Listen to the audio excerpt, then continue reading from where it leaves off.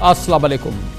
मैं हूँ कामरान खान। यकीनन पाकिस्तान इस वक्त शदीद माशी तलातुम और सियासी खींचतानी के उरूज पर है, मगर कलीदी रियासती इदारे अब मुनक़सिब और मुस्तरिब नज़र आए हैं। निज़ाम अदल व इंसाफ और इसके हवाले से सख्त इम्तहानी लम्हात गुज़िश्ता 24 घंटे में देखने में आए हैं। इसी पस मंज़र में आज चीफ जस्टिस ऑफ पाकिस्तान जनाब जस्टिस काजी फ़ाइज़ ईसा की ज़ेर सदारत फुल कोर्ट इजलास हुआ, जिसमें चीफ जस्टिस समेत सुप्रीम कोर्ट के तमाम 14 जज साहिबान ने शिरकत की। वो 2 घंटे 12 मिनट तक ये इजलास जारी रहा और इसका मौजू था इस्लामाबाद हाई कोर्ट के 6 जज साहिबान के सुप्रीम जुडिशल कौंसिल को कल लिखे गए गैर मामूली ख़त, जिसमें तकरीबन 4 घंटे गुजर जाने के बाद अभी तक फुल कोर्ट इजलास की कार्रवाई की तफसीलात या फैसलों का एलामिया ताहाल सामने नहीं आया है। वक्त की कमी की वजह से हो सकता है कि कल दोबारा फुल कोर्ट इजलास हो। ये इतलात भी है कि कल 2 बजे सुप्रीम कोर्ट में वज़ीर आज़म शहबाज शरीफ बमे वज़ीर क़ानून आज़म नज़ीर तारर और attorney general of Pakistan chief justice जनाब जस्टिस काजी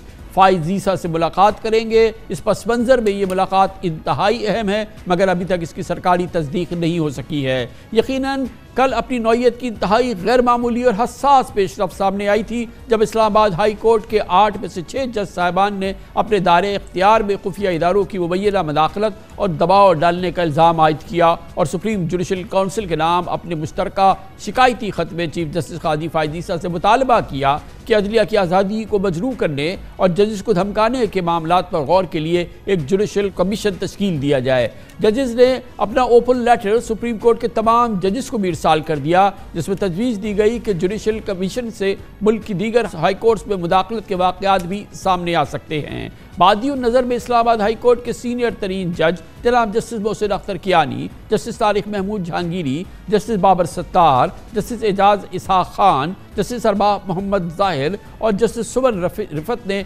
अदालती फ़ैसलों में एग्जीक्यूटिव और मुख्तदिर इदारे की मुबैना मुदाखलत की चार्जशीट पेश की। Chief justice Islamabad high court justice Aamir Farooq और जस्टिस गुल हसन औरंगजेब के अलावा इस्लामाबाद हाई कोर्ट के दीगर तमाम 6 जजेस के सुप्रीम जुडिशल कौंसिल को लिखे गए खत ने एक नया पेंडोरा बॉक्स खोल दिया है। खत में कहा गया है कि जजेस सुप्रीम जुडिशल कौंसिल से एग्जीक्यूटिव मेंबरान और खुफिया एजेंसियों की मुदाखलत और जजेस को दबाव में लाने से मुतालिक रहनुमाई चाहते हैं, क्योंकि जजेस के कोड ऑफ कंडक्ट में ऐसी सूरत हाल को रिपोर्ट करने का तस्करा नहीं। खत में कहा गया है कि ये मामला सुप्रीम कोर्ट की जानिब से जस्टिस रिटायर्ड शौकत अजीज सिद्दीकी की 2018 में बरतरफी को गलत और गैर कानूनी करार देने पर उजागर किया गया है। खत में कहा गया है कि हम तमाम जजेस जस्टिस रिटायर्ड शौकत अजीज सिद्दीकी के इल्ज़ामात की जानिब से तहकीकात कराने के मौक़िफ़ की मुकम्मल हिमायत करते हैं। खत लिखने वाले जजेस ने अपने ऊपर दबाव की कोशिशों पर chief justice Islamabad high court justice Aamir Farooq को इस साल और पिछले साल लिखे गए खतूत का भी हवाला दिया है। खत में टेरियान वाइट केस का भी जिक्र है। जजेस का कहना है कि जस्टिस मोहसिन अख्तर कियानी और जस्टिस अरबाब ताहिर ने चीफ जस्टिस आमिर फारूक से इख्तिलाफ करते हुए इमरान खान के खिलाफ टेरियान वाइट केस को नाकाबिल समात करार दिया था। जिन जजेस ने चीफ जस्टिस से इख्तिलाफ किया था, उनके खानदान और दोस्तों पर दबाव डाला गया। मई 2023 में एक जज के बहनोई को मुसल्लह अफराद की जानिब से अगवा किया गया। 24 घंटे बाद रिहा होने पर मगवी ने बताया कि अगवाकारों ने दावा किया था कि वो खुफिया एजेंसी के एहलकार हैं। खत में मजीद कहा गया है कि इस सूरत हाल को उस वक्त के चीफ जस्टिस उमर अता बंदियाल के सामने भी रखा था। खत में कहा गया है कि 2023 में इस्लामाबाद हाई कोर्ट के एक जज अपनी सरकारी रिहाइशगाह में मुंतकिल हुए। मामूल की मुरम्मत में इंकशाफ हुआ कि घर के ड्राइंग रूम और बेडरूम में लगी लाइट्स में वीडियो कैमरे, सिम कार्ड और USB के साथ नस्ब थे। USB में जज और उनके अहल खाना की निजी वीडियोस मौजूद थीं। जजेस ने लिखा है कि chief justice Islamabad high court को इस मामले से भी आगाह किया गया था। आज तक ये पता नहीं चल सका कि वो कैमरे किसने नस्ब किए थे और जजेस की निजी जिंदगी की वीडियोस बनाने का जिम्मेदार किसको ठहराया जाए। जजेस का कहना है कि एक जज को चीफ जस्टिस फ़ाइज़ ईसा की तरह बहादुर होने की ज़रूरत नहीं, जिन्होंने तने तनहा एग्जीक्यूटिव का मुकाबला किया, या जस्टिस शौकत अजीज सिद्दीकी की तरह जिन्होंने इंसाफ के हुसूल के लिए तवील अरसे जद्दोजहद की, बल्कि निज़ाम इंसाफ की आज़ादी के लिए अदलिया के एक इदारा जाती जवाब की ज़रूरत। इंतहाई अहम मौजू और इस पर बात करने के लिए हमारे साथ मौजूद हैं सुप्रीम कोर्ट बार एसोसिएशन के साबिक सदर जनाब बैरिस्टर आबिद ज़ुबैरी और हमारे साथ पाकिस्तान के नामवर कानूनदान और साबिक सदर Sindh high court bar association barrister Salahuddin Ahmad. बहुत बहुत शुक्रिया आप हजरात का। बैरिस्टर आबिद ज़ुबैरी साहब, अब आज ये फुल कोर्ट मीटिंग तो हो गई और ज़ाहिर है कि एक इब्तदाई तौर पर एक बहुत बड़ा रास्त कदम उठाया चीफ जस्टिस ऑफ पाकिस्तान ने कि उन्होंने फुल कोर्ट तलब किया। तकरीबन 2 सवा 2 घंटे वो मुलाकात हुई है اب اس کو 3 گھنٹے ہو گئے ہیں مگر کوئی اعلامیہ نہیں آیا. ہمیں شروع میں بتایا گیا تھا کہ فوری طور پہ کوئی اعلامیہ آئے گا, مگر اس کے ساتھ ہی اب یہ غیر سرکاری طور پہ غیر تصدیق کی خبریں چل رہی ہیں کہ یہ اب فل کورٹ دوبارہ ہوگا کل, اور کل ممکنہ طور پہ غیر تصدیق غیر سرکاری طور پہ پرائم منسٹر, وزیر قانون اور اٹارنی جنرل جو ہیں وہ چیف جسٹس سے ملیں گے. یہ اس پس منظر میں ظاہر ہے کہ اس ملاقات کی خبریں آئی ہیں, لیکن فی الحال کوئی اعلامیہ نہیں آئی. سرکاری طور پہ ہم یہ کہہ سکتے ہیں بہت ہی ظاہر ہے کہ بہت ہی سینسٹیو معاملہ ہے اس وقت پورے پاکستان میں, ظاہر اسی کا ذکر ہے. اب تک کی صورتحال پہ آپ کیا کہیں گے؟ ہاں, بسم اللہ الرحمن الرحیم. دیکھیے, پہلی تو بات میں ان 6 ججوں کو سلام پیش کرنا چاہتا ہوں جس نے ان بات کو اجاگر کیا. یہ ہم ساری باتیں جانتے تھے یہ ہوتی ہیں اور ہو رہی تھیں اور لگاتار ہو رہی تھیں, لیکن کم از کم ان 6 ججوں نے اس کو سامنے لائے اور ان کو بتایا. اور یہ بڑی حیرانگی کی بات ہے کہ وہ پچھلے سال سے یہ باتیں کر رہے تھے. پچھلے سال سے انہوں نے چیف جسٹس اسلام آباد ہائی کورٹ کو بتائی یہ ساری باتیں کہ ان ججوں کے ساتھ یہ ہو رہا ہے, اور لیکن پھر اس پہ کوئی ایکشن نہیں ہوا. پھر یہ بھی ہے کہ پچھلے چیف جسٹس آف پاکستان سے ملے اور سینئر ججوں سے ملے, ان کو بھی بات بتائی گئی. پھر انہوں نے دوبارہ اس سال فروری میں چیف جسٹس عامر فاروق صاحب کو خط لکھا, اس میں بتایا کہ ان کے علاوہ لوور جو ڈسٹرکٹ جوڈیشری ہے اس کے اوپر بھی دباؤ ہے, اور پھر خود اپنے اندر جو ڈفرینس تھے وہ سینئر 2 ججز نے ایک فیصلہ کیا, ٹیرین وائٹ کا میجورٹی فیصلہ, اور چیف جسٹس صاحب اس میں مائنورٹی میں تھے. اس کے ساتھ جو ہوا وہ بھی ہم سب نے دیکھا. تو یہ باتیں اگر پچھلے سال سے بتائی جا رہی تھی اور اس پہ کوئی عمل نہیں ہوا, تو پہلے تو یہ بڑا سوالیہ نشان ہے کہ اس پہ آج تک عمل کیوں نہیں ہوا, اور ان ججوں کے ساتھ, ان کے خاندان والوں کے ساتھ, ان کے بہنوئی کے ساتھ شوق دینا. بیر صاحب, ہم آگے آ گئے ہیں. اب یہ معاملہ تو پوری سپریم کورٹ کے سامنے ہے, تحریری طور پہ ان کے سامنے رکھ دیا گیا ہے. آج اس پہ 2 گھنٹے کا فل کورٹ اجلاس بھی ہو گیا ہے. ابھی فی الحال اس پہ اعلامیہ نہیں آیا ہے. ممکنہ رد عمل ہم اندازہ لگانے کی کوشش کر رہے ہیں. اس کو چیف جسٹس صاحب کیونکہ خود اس چیز سے گزر چکے ہیں, انہوں نے اس چیز کو فیس کیا, تنہا فیس کیا, اور آپ کے ابھی آدمی جو انٹرو دیا اس میں انہوں نے کہا کہ وہ ان کی طرح بہادر نہیں ہونا چاہتے. تو دیکھیے, اس وقت فل کورٹ, اس وقت جوڈیشری کی انڈیپینڈنس کا, اس ملک کی بقا کا سوال ہے. یہ ایسے بات نہیں ہونی چاہیے, کیونکہ آج وہ جج انصاف مانگ رہے ہیں جس کو ہم میں اور آپ جا کے ان کے سامنے انصاف کے لیے پیش ہوتے ہیں. تو اگر یہ بات ہے تو اس کو فوراً اس کو سو موٹو فل کورٹ کو اس ایشو کو لینا چاہیے, جیسے اصغر خان کیس میں ہوا تھا, اور اس کے اوپر سارے اس کو ٹیک اپ کرنا چاہیے, اور یہ بات پہنچنا چاہیے. اگر یہ بات سچی ہے تو اس پہ وہ کیا ایکشن لیں گے, اور اس پہ ایکشن ہونا چاہیے ان لوگوں کے خلاف جس میں اپنے آئین اور ہمارے قانون بے شک یہی بات ہے. آج تمام بار ایسوسیشنز نے, بار کاؤنسل نے, سپریم کورٹ بار نے, تمام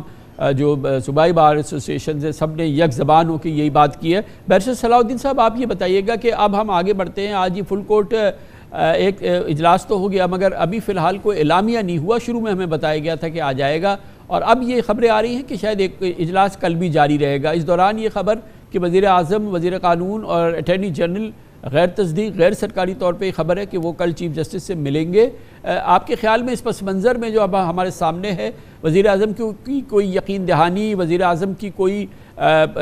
راست کارروائی جو ہے وہ اس کے کوئی معنی ہوں گے؟ لیکن میں نہیں سمجھتا کہ صرف یقین دہانی کرانے سے کوئی بات بنے گی. میں سمجھتا ہوں کہ اس میں عابد زبیری صاحب کی بات کی تائید کروں گا کہ اس میں کم سے کم ایک فل کورٹ کی پراپر وہ موٹو کی کاروائی جو ہے وہ ہونی چاہیے. اس میں ماضی میں, اور جس طرح عابد صاحب نے کہا, ماضی میں بھی یہ چیزیں ہوتی رہی ہیں. جو یونیک چیز ہے کہ ایک پورا کا پورا ہائی کورٹ اب اٹھ کے انہوں نے ہاتھ اٹھا لیے ہیں. انہوں نے کہا ہے کہ ہم اس طریقے سے کام نہیں کر سکتے اگر انٹیلیجنس ایجنسیز کا اتنا دباؤ اور اتنا پریشر ہمیشہ ہمارے اوپر, ہماری فیملیز کے اوپر, خفیہ ویڈیوز بننا ایٹسٹرا, یہ سب چیزیں ہوں گی. کبھی بھی ماضی میں ایسا نہیں ہوا. ایک شوکت صدیقی صاحب نے بات کی کہ قاضی فائز عیسیٰ صاحب نے خود کچھ چیزوں کا انکشاف کیا تھا. دوسرا آپ کو یاد ہوگا وہ جج صاحب تھے ارشد ملک صاحب, انہوں نے بھی ایک ویڈیو بنائی, پھر ایک بات نے اس میں ایفیڈیوٹ دیا. مگر ہمیشہ ہوتا یہ رہا ہے کہ شوکت صدیقی صاحب کو نکال دیا گیا, پھر اس کے بعد بحال کر دیا گیا, مگر جو ان کی ایلیگیشنز تھی ان پر تحقیقات نہیں ہوئی. یہ بڑا ضروری ہے کہ ان تمام چیزوں کی پراپر طریقے سے تحقیقات ہو، سپریم کورٹ کی نگرانی میں ہو، وہ خود سو موٹو میں یہ تمام چیزیں سپروائز کرے، اور جو رسپانسبل افسران ہیں یا انڈیویجولز ہیں ان کے خلاف کارروائی ہو، تاکہ یہ معاملہ ایک طرف کہیں آپ سیٹل کر سکیں۔ عابد زبیری صاحب، یہ امپورٹنٹ بات یہ ہے کہ شوکت عزیز صاحب کو تو اب اس کی بہت ذکر ہو رہا ہے، یہ بڑا فوکس پہ آ گیا ہے اس خط کے حوالے سے، جو 6 جج صاحبان نے گویا کہ پوری اسلام آباد ہائی کورٹ نے جو یہ الزامات جاری کیے ہیں، اس پس منظر میں کہ جو شوکت عزیز صدیقی صاحب کو سپریم کورٹ نے بحال تو کیا اور ان کو بالکل ہر طرح سے بحال کر دیا، لیکن جو الزام جو جڑ تھی اس کا ذکر تو کیا مگر اس کی تحقیقات کا نہیں کیا۔ تو سپریم کورٹ نے باوجود جو ہے یہ تحقیقات نہیں کی، مگر اب ایک دم اس سے بھی زیادہ سنگین اور تقریباً پوری اسلام آباد ہائی کورٹ نے یہ چیز سامنے لے آئی ہے۔ تو سپریم کورٹ کا پہلے سے رخ بہرحال یہ ہے کہ ان چیزوں میں نہ پڑا جائے، بظاہر یہ بادی نظر میں ایسا لگتا ہے۔ میں بیرسٹر صلاح الدین صاحب کی بات کی بالکل تائید کروں گا کہ اب یہ جو اگر اس ایشو پہ اگر سو موٹو لے رہے ہیں، اگر سپریم کورٹ کو لینا چاہیے، اگر وہ لیتے ہیں تو جسٹس شوکت صدیقی صاحب کے بھی ایشو کو اٹھائیں وہ، کیونکہ دیکھیے ان کو بحال کرنا کافی نہیں ہے۔ دیکھیے انہوں نے الزامات لگائے تھے، اور آپ دیکھیے کہ وہ اللہ کا شکر ان کے ساتھ فزیکل نہیں ہوئے یہ لوگ جو اسلام آباد ہائی کورٹ کے ججوں کے ساتھ ہوئے، جن کے خاندان والوں کے اور ان کے ساتھ ان پہ تشدد ہوا، تو یہ یہاں تو شوکت صدیقی صاحب کم از کم اس لحاظ تک تو بچ گئے، لیکن بالکل اس پہ تحقیقات ہونی چاہیے تاکہ ہم اس بات کی تہہ تک پہنچیں کہ یہ ہمارے جو یہ اسٹیبلشمنٹ کا ایگزیکٹو کا 2 لفظ استعمال کیے ہیں اس خط کے اندر، ایگزیکٹو کا پریشر اور انٹیلیجنس ایجنسی کا، یہ کتنا اس کے اندر آ گئے ہیں وہ لوگ کہ آج یہ ہو رہا ہے کہ ججز، ہائی کورٹ کے ججز کے خاندان والے تو اب کل جج صلاح الدین جیسے قابل لوگ کیوں جج بنیں گے ہمارے کورٹس میں، کیوں آئیں گے اگر وہ انصاف و قانون و آئین و قانون کے حساب سے فیصلہ؟ دیکھیے اگر یہ چیز نہیں رکے گی تو آپ کو کل جج نہیں ملیں گے بننے کے لیے، اس ملک میں انصاف نہیں ملے گا، ہم لوگوں کو پھر ہمیں بنانا ہمارے کینگرو کورٹس ملیں گے۔ جی ہاں، مگر اس پہ مجھے جو سب سے زیادہ تھوڑا سا تکلیف یا احساس ہے وہ یہ کہ یہ جج صاحبان کہہ رہے ہیں کہ وہ تو قریہ گلی گلی گئے، مطلب وہ اپنے چیف جسٹس کے پاس مسلسل جاتے رہے، وہ شاید چیف جسٹس آف پاکستان کے پاس گئے، وہ سپریم کورٹ میں دوسرے معزز جج صاحبان کے پاس اپنی اس کیفیت کو بیان کرنے گئے، مگر اس کو اگنور کیا گیا، اور خود ان کے جو سب سے امپورٹنٹ ان کے لیے تو ان کے چیف جسٹس ہیں، اور ان کے بظاہر اس خط میں لگ رہا ہے کہ ان کے ساتھ وہ مسلسل انگیج تھے، اور وہ چیف جسٹس صاحب نے بہرحال اس کو، میں کہتا ہوں بیرسٹر صلاح الدین صاحب پلیز، میں صلاح الدین صاحب سے پوچھ رہا ہوں پلیز۔ جی بالکل، میں سمجھتا ہوں کہ یہ ان کے چیف جسٹس پہ، چیف جسٹس پاکستان پہ، جو بھی سینئر ججز تھے، ان سب پہ ذمہ داری عائد ہوتی تھی کہ یہ ان ایشوز کو سیریسلی لیا جائے۔ دیکھیں، یہ جو انٹیلیجنس ایجنسیز کی جو جوڈیشری میں میڈلنگ ہے، یہ کوئی پہلی مرتبہ نہیں ہوئی، مگر ہمیشہ سے ہوا یہ ہے کہ ایون اگر انڈیویجول جج کو کسی قسم کی ریلیف دے دی جائے یا پروٹیکشن دے دی جائے، مگر کبھی بھی انٹیلیجنس ایجنسیز کے رول کے خلاف نہ کوئی کارروائی ہوئی ہے، نہ کسی رسپانسبل افسر کو پنش کیا گیا ہے۔ یہ بے نظیر بھٹو کی ڈسولوشن کی ججمنٹ اگر آپ پڑھیں تو اس میں بھی یہی بات ہے کہ انٹیلیجنس ایجنسیز جو تھی وہ ججز کے فون اور ان کے گھر ٹیپ کر رہی تھی، اس کے باوجود انٹیلیجنس ایجنسی کے کسی شخص کے خلاف کوئی کارروائی نہیں ہوئی۔ پھر افتخار چودھری صاحب کے کیس میں آپ کو یاد ہوگا ایکچولی تصویریں دی گئیں، جو بینچ افتخار چودھری صاحب کا کیس سن رہا تھا ان کو اپنے گھر کے اندر کی تصویریں دکھائی گئیں، اس کے باوجود اس ایسپیکٹ پہ افتخار چودھری صاحب کو تو بحال کر دیا، مگر اس ایسپیکٹ پہ کبھی کوئی ایکشن نہیں ہوا۔ میں سمجھتا ہوں کہ اگر اب 6 جج صاحبان نے یہ بہادری کا قدم اٹھایا ہے تو اب جوڈیشری کو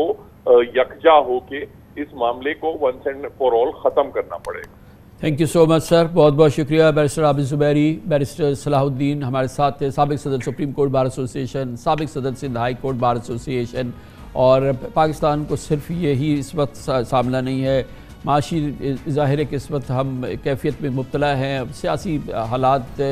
پوری طرح سے اسٹیبل نہیں ہوئے ہیں، اور اس کے بعد دہشت گردی کی ہم پر ایک بہت بڑی فضا ہمارے سامنے کھڑی ہے اور تابڑ توڑ حملے ہوئے ہیں پچھلے 20 دنوں کے دوران اس حکومت کے دوران، اور انتہائی سنگین ترین واقعات ہوئے ہیں، جن کا سب سے سنگین واقعہ کل ہوا جب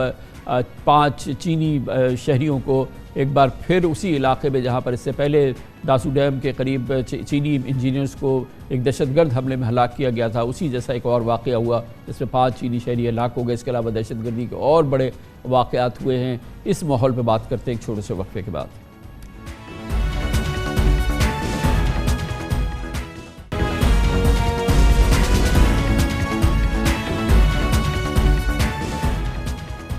ویلکم بیک۔ پاکستان میں دہشت گردی اب ملک کی بقا کا مسئلہ بنتی جا رہی ہے۔ پاکستان کا معاشی استحکام ملک میں امن و امان کی صورتحال سے جڑا ہے اور دہشت گرد اسے تباہ کرنے پہ تلے ہیں۔ دہشت گرد ملک میں کام کرنے والے چینی شہری، سیکیورٹی اہلکاروں اور حساس تنصیبات پر تابڑ توڑ حملے کر رہے ہیں۔ گزشتہ روز بھی دہشت گرد حملے میں 5 چینی شہری ہلاک ہو گئے تھے، جس کے بعد آج ملک کی سیکیورٹی صورتحال کے حوالے سے وزیر اعظم کی قیادت میں ہنگامی سیکیورٹی اجلاس ہوا، جس میں آرمی چیف سمیت اعلیٰ سیکیورٹی حکام، وزرائے اعلیٰ، چیف سیکریٹریز اور آئی جیز سر جوڑ کے بیٹھے۔ اجلاس میں دہشت گردوں کو نیست و نابود کرنے کے عزم کا ایک بار پھر اعادہ کیا گیا۔ گزشتہ روز خیبر پختونخوا کے علاقے بشام میں دہشت گردوں نے داسو ہائیڈرو پاور منصوبے پر کام کرنے والے چینی انجینئرز کے قافلے پر خودکش حملہ کیا تھا، جس میں 5 چینی باشندے سمیت 6 افراد ہلاک ہوئے تھے۔ جولائی 2021 میں بھی دہشت گردوں کے حملے میں واسو ڈیم پہ کام کرنے والے 9 چینی انجینئر سمیت 13 افراد ہلاک ہو گئے تھے، جس کے بعد کئی ماہ تک اس منصوبے پر کام بند ہو گیا تھا۔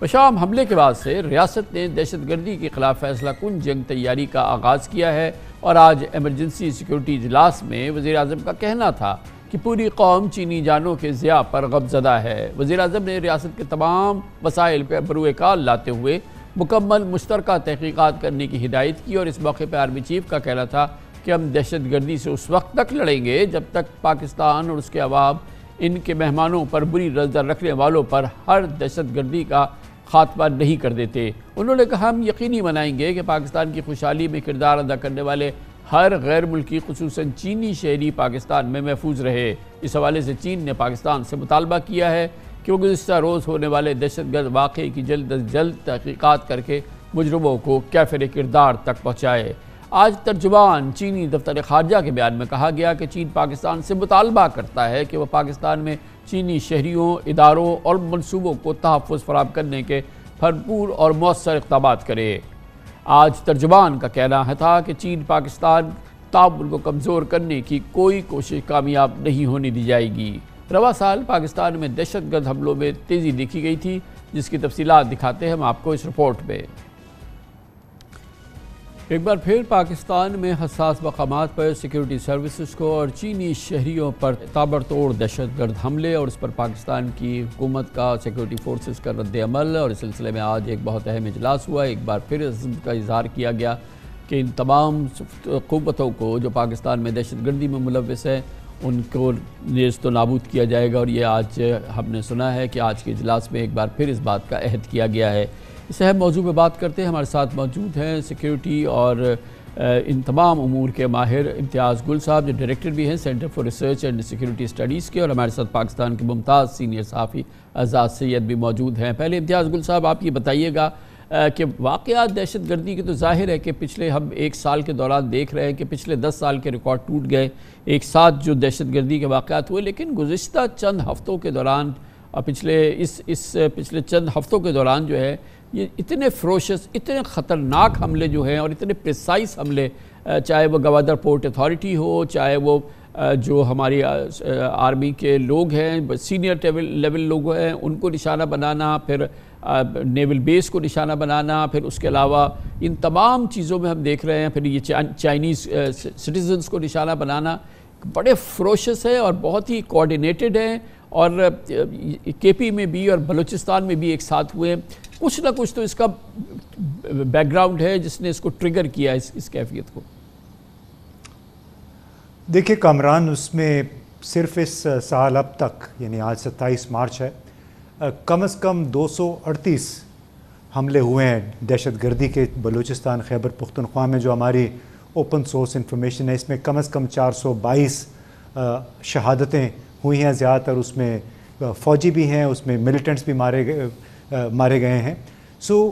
اور اس کے دو پہلو ہیں. ایک یہ کہ ہماری سیکیورٹی فورسز مسلسل اس کا نشانہ ہیں, چاہے پولیس ہے چاہے ملٹری ہے. دوسری طرف چینیوں کے خلاف اب تک وہ پروجیکٹ جہاں پہ چین سے تعلق رکھنے والے حکام, ورکرز, انجینئرز کام کر رہے ہیں, پاکستان میں گزشتہ 5 برسوں کے دوران کم از کم 33 حملے ان کے خلاف ہوئے ہیں. تو اس سے اگر آپ نے نتیجہ اخذ کرنا ہے وہ یہی ہے کہ جس طرح مجید بریگیڈ اور ETIM والے, جس کو اسلامک ترکستان پارٹی بھی اس وقت اب کہا جاتا ہے, اور بلوچستان لبریشن فرنٹ, انہوں نے تو بار بار یہ کہا ہے کہ چین, بلکہ سندھو دیش ریپبلکن آرمی کا بھی تازہ ترین 2 دن پہلے بیان آیا کہ چین کو پاکستان سے وڈرا کر دینا چاہیے, جو اپنے منافع کی خاطر یہاں آئے ہوئے انہیں اپنے پروجیکٹ بند کر دینے چاہیے. تو جو پراکسی ٹر جو اعلی کار ہیں دہشت گردی کے, ان کو اگر آپ دیکھیے تو یہ تمام وہی انسٹرومنٹس ہیں, اور بار بار ایک طرف چینیوں کو, چینی ورکرز کو ٹارگٹ کر رہے ہیں, دوسری طرف پاکستان کی سیکیورٹی اچھا صاحب یہ بتائیے گا کہ یہ تمام جو واقعات جو ابھی ہم بالکل موسٹ ریسنٹ واقعات کی بات کر رہے ہیں, جس کا کہ ابھی ہم نے ذکر بھی کیا, یہ تمام گزشتہ 2-3 ہفتوں کے دوران ہوئے ہیں, یعنی کہ اس حکومت کی آمد کے بعد کے یہ تمام واقعات ہیں. کیا اس پر کیفیت ہے خود اسلام آباد میں, وزیر اعظم کے دفتر میں,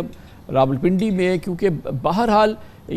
چائنیز اٹیک, پھر سینئر آرمی آفیسر ایک لیفٹیننٹ کرنل کی شہادت ہوئی, ان کے ساتھ ایک بڑے جوان ہمارے کیپٹن کی شہادت ہوئی, اور پھر یہ گوادر پورٹ اتھارٹی پہ حملہ, پھر نیول بیس پہ حملہ, یہ سب ملا کے اس بہت ہی بڑی ایک یہ ڈیولپمنٹ لگتی ہے.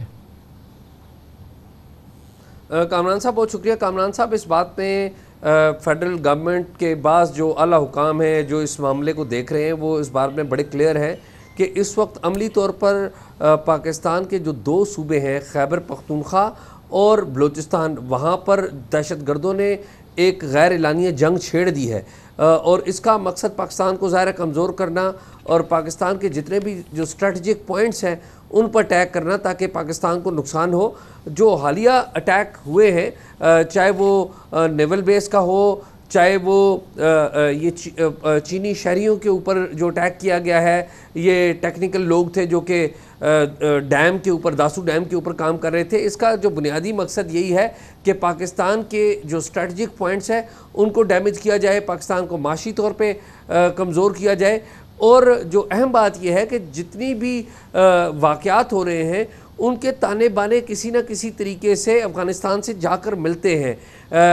جو چینیوں کا حملہ ہوا ہے اس کے بارے میں ابھی تک کسی نے رسپانسبلٹی تو باضابطہ طور پہ قبول نہیں کی, لیکن اس کے بارے میں بھی یہاں پر اسلام آباد میں جو تھنکنگ آ رہی ہے یا جو تجزیہ یہاں پر مختلف اداروں نے کیا ہے وہ یہ ہے کہ جو بلوچستان میں چند عناصر ہیں جو علیحدگی پسند عناصر ہیں وہ بھی افغانستان میں چھپے ہوئے ہیں, اور انہوں نے ایک کولیبریشن ضرور بنایا ہے ان TTP عناصر کے ساتھ جو پاکستان کے ساتھ جنگ کر رہے ہیں, اور یہ واقعہ بھی شاید اسی کا نتیجہ ہے. تو امتیاز گل صاحب, یہ افغانستان کی صورتحال جب سے افغانستان میں حکومت کی تبدیلی ہوئی ہے اس کے کچھ عرصے کے بعد سے جو خرابی آتی جا رہی ہے, اور پچھلے دنوں ہم نے دیکھا کہ پاکستان میں ہونے والے واقعے کے بعد افغان سرحد کے اندر جو TTP خفیہ ٹھکانے تھے اس پر ہم نے حملہ کیا, ہماری افواج نے حملہ کیا. اس کے بعد افغانستان کی جانب سے بہت ہی سخت قسم کا رد عمل سامنے آیا تھا, کم از کم زبانی صورت پہ, اور بڑے سیریس کانسیکوینسز کی دھمکی دی تھی. افغانستان میں اور پاکستان کے درمیان خراب تعلقات کتنے اس کی وجہ ہیں جو ہم دہشت گردی میں ایک بڑی سرج دیکھ رہے ہیں؟ جی, وہ تو اس وقت بنیادی مسئلہ افغان طالبان کا ہے, ان سے بار بار پاکستان نے درخواست کی ہے, لیکن دونوں ملکوں کے تعلقات ایک لحاظ سے جمود کا شکار محض اس وجہ سے ہوئے ہیں کہ افغان طالبان بڑے شدید گریزاں ہیں. TTP یا ISKP کے خلاف تو وہ لڑ رہے ہیں, لیکن TTP اور احرار الہند جیسے گروپوں کے خلاف وہ کوئی براہ راست ایکشن لینے سے انکار کر رہے ہیں, گریزاں ہیں, کیونکہ ان کا خیال ہے کہ جہاد میں یہ ان کے ساتھ رہے ہیں, اور چونکہ ان کو یہ ٹھکانے, یہ پناہ گاہیں وہاں پہ حاصل ہیں, اس کی وجہ سے ان کی حوصلہ افزائی ہوئی. گزشتہ سال تو ریکارڈ دہشت گردی کے واقعات تھے جو TTP نے کلیم بھی کیے تھے. تو ایک میرا خیال ہے کہ افغان طالبان کو اس حوالے سے ضرور غور کرنا ہوگا، کیونکہ یہ نہیں ہو سکتا کہ جی اچھا اعزاز سید صاحب، اب آج ڈیفنس منسٹر نے یہ کہا، خواجہ آصف صاحب نے امپورٹنٹ بات کی کہ جس طرح کی صورتحال ہے اس کے بعد سرحد کی صورتحال ایسی نہیں رہ سکتی. ان کا واضح بات وہ کر رہے تھے افغان پاک افغان سرحد کے حوالے سے، اور وہاں پر ظاہر ہے کہ ویسے تو ہم نے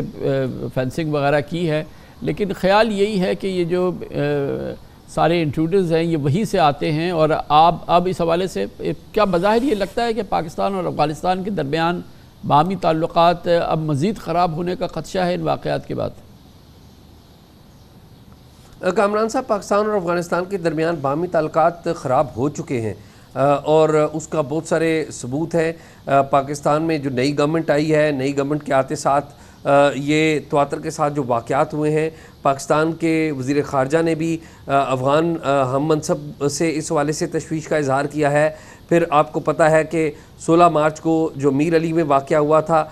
اس میں پاکستانی سیکیورٹی کے اعلیٰ افسران اور جوان جو ہیں وہ شہید ہوئے. 18 کو ہم نے رسپانس کیا اور اس کے بعد میں بھی ان کا جواب آیا. ابھی تک جو معاملات ہیں پاکستان کے افغانستان کے ساتھ وہ نارمل نہیں ہو رہے، اور اس کی جو بنیادی وجہ یہی ہے کہ پاکستان کا ایک کنسرن ہے. پاکستان بار بار انفارمیشن دے رہا ہے، اور پاکستان تو افغانستان کے ساتھ مل کر جوائنٹ کاؤنٹر ٹیررزم میکنزم کے اوپر بھی کام کرنا چاہ رہا ہے، لیکن افغانستان کی جو موجودہ گورنمنٹ ہے وہ ابھی تک وہ رشتے چھوڑنے کے لیے تیار نہیں ہے جو انہوں نے امریکہ کے ساتھ جنگ کے دوران بنائے تھے. جی اچھا امتیاز گل صاحب، ایک امپورٹنٹ بات میں جاننا چاہ رہا ہوں کہ یہ جو واقعات ہوئے، مثال کے طور پہ گوادر پورٹ اتھارٹی پہ حملہ ہوا، مثال کے طور پہ چینی شہریوں پہ حملہ ہوا، اس سے پہلے بھی حملہ ہوا. اب اگر اس کے دانے بانے افغانستان سے ملتے ہیں تو یہ کہ افغانستان کی موجودہ حکومت کے لیے کتنا وہ یہ رسک لے سکتے ہیں، کیونکہ چین واحد ملک ہے جس نے افغانستان کو تسلیم کیا ہے. چین کی بڑی وہاں پہ ڈپلومیٹک پریزنس ہے، چین ان کے ساتھ بہت ہی انٹریکٹ کر رہا ہے، اور چین کے شہریوں کو ایسی ایفرٹ ہونا جو کہ وہاں سے ہو اور چین کے شہریوں کو نشانہ بنایا جائے تو یہ تو بہت بڑا رسک نہیں ہے افغان طالبان حکومت کے لیے؟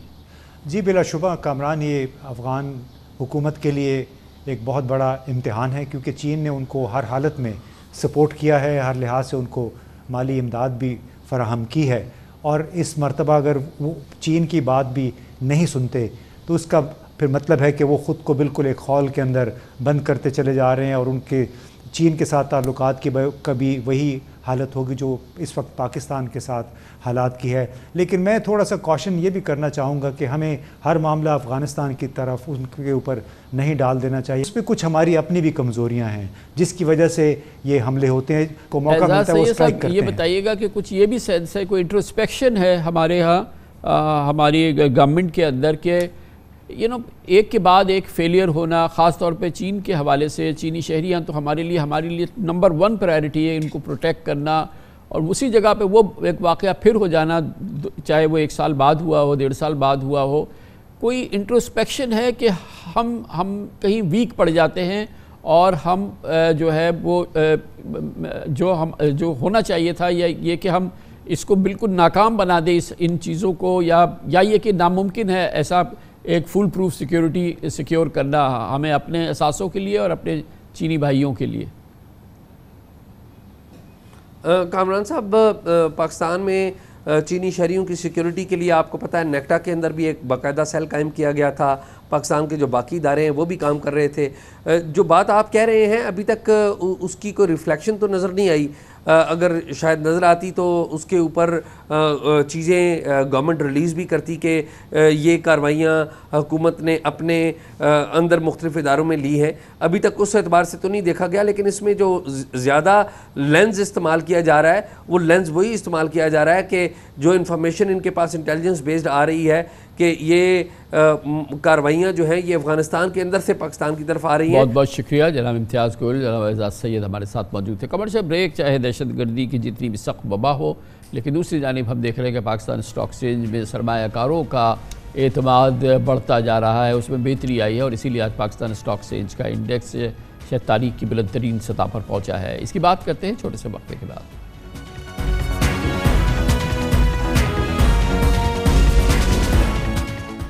بہت ہی دلچسپ صورتحال ہے پاکستان میں جاری دہشت گرد حملوں سے لا تعلق. آج ایک بار پھر پاکستان اسٹاک ایکسچینج میں زبردست تیزی دیکھی گئی اور آج پاکستان اسٹاک ایکسچینج تاریخ کی بلند ترین سطح پار کر گیا. آج 100 انڈیکس میں 641 پوائنٹس کا اضافہ ہوا اور انڈیکس 66,547 کی سطح پر بند ہوا. مجموعی طور پر صرف آج کے دن تقریباً 45 لاکھ شیئرز کے سودے ہوئے اور مارکیٹ کیپٹلائزیشن 81 ارب روپے بڑھ کر اب 9,346 ارب روپے ہو گئی ہے. لیکن ڈالر ٹرمز میں دیکھا جائے تو ابھی بھی 33.5 ارب ڈالرز کے قریب ہے جو 2017 میں 100 ارب ڈالرز تھی. گویا مارکیٹ میں اب بھی بہت اٹریکشن ہے. پاکستان کے معاشی عزائم نے سرمایہ کاروں کے حوصلے بڑھائے ہیں اور اس وقت غیر ملکی سرمایہ کار بھی پاکستان میں شیئرز خریداری میں مصروف ہے جنہوں نے صرف مارچ کے مہینے میں پاکستان اسٹاکس میں تقریباً $16 ملین کی مالیت کے شیئرز خریدے ہیں اور صرف پچھلے 7 روز میں مارکیٹ میں 1,400 پوائنٹس یعنی تقریباً 1.4% اضافہ ہوا ہے. جب سے حکومت نے نجکاری پر سنجیدگی سے کام کا آغاز کیا ہے PIA کے اسٹاکس کی قدر میں بے پناہ اضافہ ہوا ہے. رواں ماہ PIA کا شیئر 10 روپے 80 پیسے سے بڑھ کے 27 روپے 29 پیسے تک ہو گیا یعنی اس میں 152% اضافہ ہوا ہے. یہ تمام ایکسائٹمنٹ اور اٹریکشن پاکستان اسٹاک ایکسچینج کی اس پوری صورتحال کے باوجود ہمارے ساتھ موجود ہیں جناب Muhammad Sohail chief executive officer top line securities. بہت بہت شکریہ محمد سہیل صاحب. یہ بتائیے گا اوورآل لا اینڈ آرڈر کی سچویشن کافی مخدوش ہے. پچھلے کئی دنوں سے ہم دیکھ رہے ہیں خاص طور پہ ٹیررزم کے بڑے سنگین واقعات ہوئے ہیں اور گو کہ نئی حکومت بھی ہے, تمام چیز اپنی جگہ ہے, لیکن بظاہر ایسا لگتا ہے کہ جو اسٹاک مارکیٹ میں جو انویسٹرز کا کانفیڈنس ہے وہ اب بڑھتا جا رہا ہے اس صورتحال سے لا تعلق. اور اس میں ہم ظاہر ہے کہ بہت ہی زبردست ڈیولپمنٹس دیکھ رہے ہیں. پچھلے 6 مہینے کے دوران ڈالرائز ریٹرن آپ نے رپورٹ کیا کہ 48% بڑھ گیا ہے. تو اس ایکسائٹمنٹ کی کیا وجہ ہے اور یہ جو ٹیررزم ہے یہ کیوں نہیں ہرٹ کر رہا انویسٹرز کانفیڈنس کو؟ Thank you very much. بسم اللہ الرحمن الرحیم. کامران صاحب, دیکھیں مارکیٹ جو ہے نے آج آل ٹائم ہائی ٹچ کیا ہے. اس سے پہلے یہ لیول دسمبر 2023 میں دیکھا گیا تھا, مگر پھر جو انویسٹرز کے شک و شبہات تھے الیکشن پہ کون سی حکومت آئے گی اور پاکستان کے IMF سے تعلقات کیسے رہیں گے, تو آج جب ہم مارچ میں بیٹھے ہیں تو الیکشن بھی ہو گئے ہیں. ایک گورنمنٹ آئی ہے جو کولیشن سے ہی, مگر وہ کافی بظاہر لگ رہی ہے کہ اس نے اپنا کنٹرول سنبھال لیا ہے. اور اس کے بعد جو انہوں نے IMF کے ساتھ مذاکرات کیے ہیں وہ کافی ٹائملی کمپلیٹ ہو گئے جو آخری ٹرانچ کے تھے. اور نہ صرف یہ, جس تیزی سے حکومت کام کر رہی ہے پرائیویٹائزیشن پہ, جس طرح آپ نے کہا کہ PIA کی پرائیویٹائزیشن کے سلسلے میں نیا بورڈ بھی بن گیا ہے, ریسٹرکچرنگ بھی ہو گئی ہے, تو یہ ساری چیزیں جو ہے انویسٹرز کے لیے پازیٹیو ہیں. اور جو جہاں تک دہشت گردی کا تعلق ہے یہ بالکل ایک نیگیٹو ڈیولپمنٹ ہے, مگر چونکہ پازیٹیو چیز اتنی اچھی ہو رہی ہیں کہ انویسٹرز فی الحال جو ہے اس کو فراموش کیے ہوئے ہیں. اور ہمیں یہ نہیں بھولنا چاہیے کہ پاکستان میں پچھلے 8-10 سال پہلے بھی جب مارکیٹ میں بہت تیزی ہوا کرتی تھی اس وقت بھی دہشت گردی کے واقعات ہوتے تھے. تو آج جو مارکیٹ آل ٹائم ہائی ہوئی ہے اس کی سب سے مین وجہ اکانومک سٹیبلٹی اور اس کے بعد جو حکومت کے اقدامات ہیں معیشت کو درست کرنے کے لیے وہ ہے. اور ناٹ جسٹ پرائیویٹائزیشن, جو PIA کی پرائیویٹائزیشن جو اس وقت سب سے زیادہ ٹاپ پرائرٹی ہے حکومت کی, اس نے بھی مارکیٹ کو سپورٹ کیا ہے, بٹ ناٹ جسٹ, یہ اوورآل اکنامک پلانز اور اکنامک جو بہتری کے آثار ہیں, ایکسچینج ریٹ میں جو سٹیبلٹی ہے اور اوورآل جو بہتری ہے اس کی وجہ سے مارکیٹ میں کانفیڈنس ہے. جی, میں نے کہا کہ پرائیویٹائزیشن تو ایک کڑی ہے, مگر جس تیزی سے پہلی جو ٹرانچ جو ٹائملی پوری ہوئی, پھر انہوں نے انڈیا دے دیا فائنانس منسٹر صاحب نے کہ ہم اپریل میں ایک بڑے پروگرام کی بات کریں گے, اور جس طرح وہ ٹی وی چینلز پہ آ کے ایکسپلین کرتے رہے ہیں کہ ان کا ویژن کیا ہے شارٹ ٹرم, اور وہ کس طرح IMF کے ساتھ چلیں گے اور کس طرح جو ٹیکس لیکیجز ہے اس پہ قابو کریں گے. تو یہ اوورآل جو ان کی پالیسی ہے جو ڈفرینٹ انٹرویوز کے تھرو انویسٹرز کو کمیونیکیٹ ہوئی ہے, اس سے یہ تھوڑا سا یوفوریا ہے. اور نہ صرف لوکل انویسٹرز, جس طرح آپ نے اپنے ابتدائی میں بتایا, الیکشن کے بعد تقریباً $50 ملین نیٹ بائنگ تو صرف فارن فنڈز کی طرف سے آ گئی ہے. گویا کہ ہم کافی عرصے کے بعد ایک ریزنیبل فارن انٹرسٹ دیکھ رہے ہیں اور فارن بائنگ ہو رہی ہے, یہ سب سے امپورٹنٹ بات ہے. جی بالکل, 2016-17 میں بہت انٹرسٹ ہوا کرتا تھا پاکستان میں فارنرز کا, کیونکہ اس وقت پاکستان کو MSCI نے فرنٹیئر مارکیٹ سے इमर्जिंग मार्केट अपग्रेड किया था, मगर इसके बाद दुनिया में हालात और बिलखुसूस पाकिस्तान में सियासी और माशी हालात इतने ख़राब हो गए कि इतना इंटरेस्ट मैंने 5-6 साल में नहीं देखा। और जितनी मीटिंग्स और जितनी कॉन्फ्रेंसेस फॉरेनर की लोकल कंपनीज़ के साथ हो रही हैं और जितने वो सवालात हमें भेज रहे हैं, ये हमने इतना इंटरेस्ट 5-6 साल में नहीं देखा। और जो बाइंग आई है वो बहुत कम है, $50 मिलियन 2 महीने में है और 1 साल में इससे ज़्यादा है, मगर आपका ये कहना बचा है कि ये जो इंटरेस्ट है फॉरेन पोर्टफोलियो इन्वेस्टर का, ये कोई 6-7 साल के बाद हमने देखा है। बहुत बहुत शुक्रिया जनाब मोहम्मद सोहेल हमारे साथ है। इसके साथ ही हमारे आज के प्रोग्राम का अख्ताम होता है। कल आपसे फिर मुलाकात होगी इंशाअल्लाह। कल तक के लिए कामरान खान को इजाज़त। अल्लाह हाफ़िज़ नासिर।